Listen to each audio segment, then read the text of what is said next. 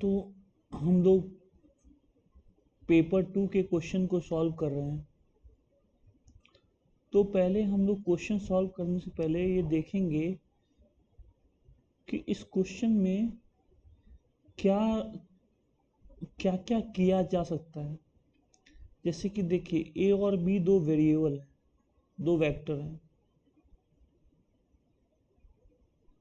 P Q R points with position vector A B A plus B. P Q are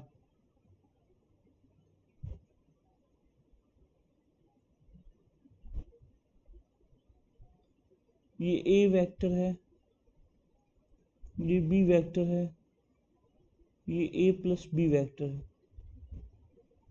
okay, अब origin के respect में, with respect to origin, चलो अब बोला गया कि a प्लस बी का वैल्यू 21 है। तो a प्लस बी में क्या क्या आएगा?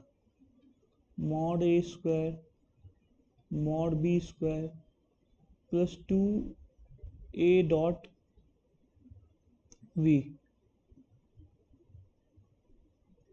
और a माइनस बी में क्या आएगा?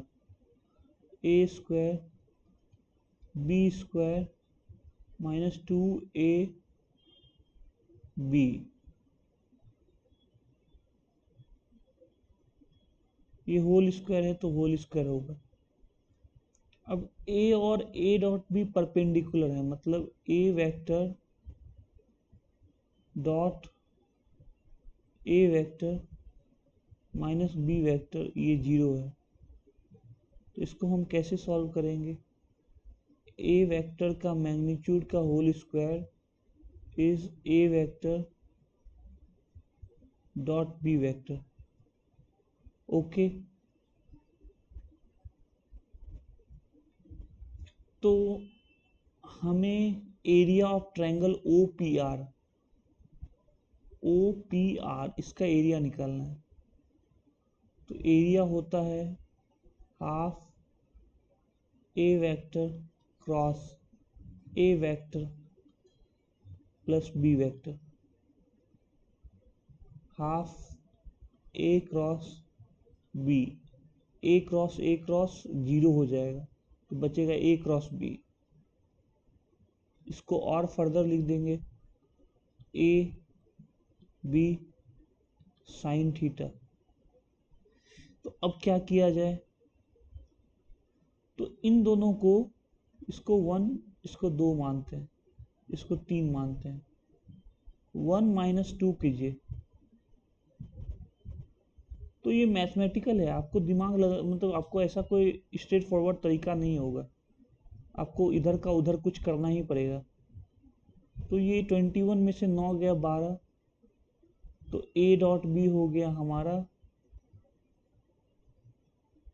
3। अब मॉड ए स्क्वायर हो गया 3 यहाँ से, तो मॉड ए हो गया √3।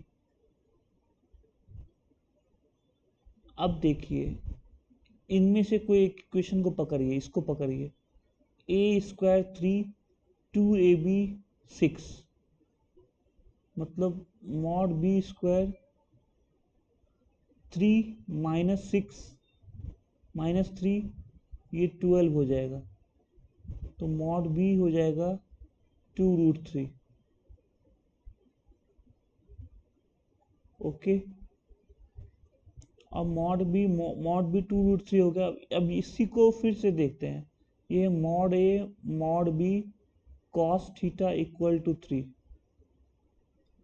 तो मॉड ए √3 मॉड बी 2√3 मतलब 6, तो कॉस थीटा इक्वल टू 1/2। तो साइन थीटा क्या होगा? √3/2। कॉस थीटा 1/2 है तो साइन थीटा क्या होगा? √3/2। तो यहाँ पर अगर आप देखो, हाफ √3 2√3 इंटू √3/2, तो ये आ गया 3√3/2। C option.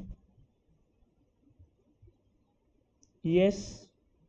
तो इतने 4-5 स्टेप फॉलो करने पड़ गए।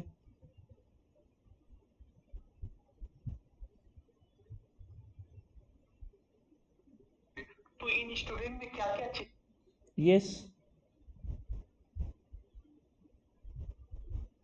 तो इस तरीके से हम लोग क्वेश्चन सॉल्व करते हैं।